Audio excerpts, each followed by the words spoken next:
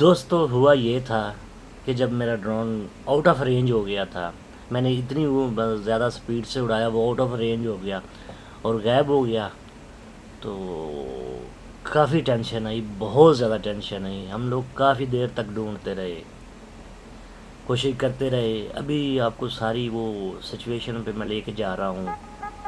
तो पहले की जो ओरिजिनल आवाज़ थी वो मैंने कट कर दी, क्योंकि मैंने उसके बैकग्राउंड में एक म्यूज़िक प्ले कर दिया था। तो वो म्यूज़िक किसी कंट्री या किसी रिलीजन को हिट करता था, तो वो इसलिए यूट्यूब ने मुझे उस पर कॉपीराइट क्लेम दे दिया और मेरी जो वीडियो थी वो ब्लॉक हो गई। तो खैर थोड़ा सा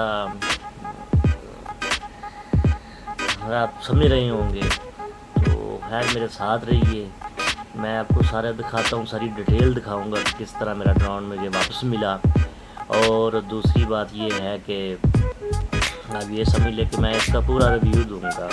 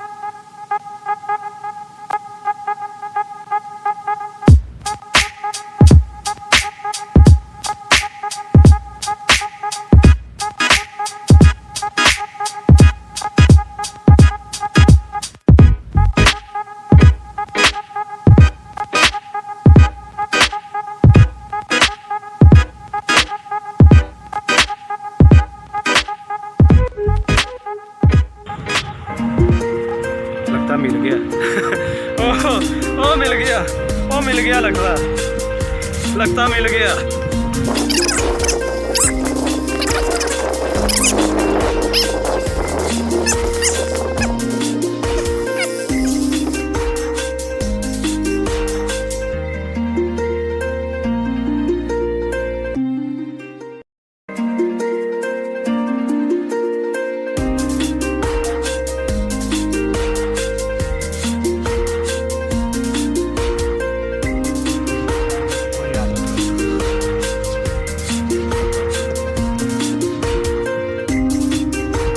बहरहाल दोस्तों ड्रोन तो मिल गया, लेकिन कुछ चंद नसीहत मिल गई कि किस रेंज तक उड़ाना है, कितनी को स्पीड देनी है।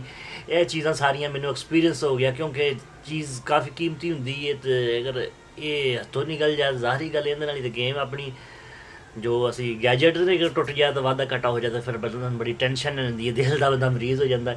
खैर अगले व्लॉग मैं तुहानूं दस्सांगा कि इहनूं किन्नी को रेंज चढ़ाना है, इसदी बैटरी टाइमिंग की है। जब सही ओरिजिनल इसका ट्यूटोरियल ओरिजिनल जो रिव्यू वो मैं देंगा, जो कि आप मतलब यूट्यूबर एक दूसरे को दे सकते हैं, ना कि कोई दुकानदार, क्योंकि दुकानदार ने बेचना होंगे। तो मिलने अपनी नवी वीडियो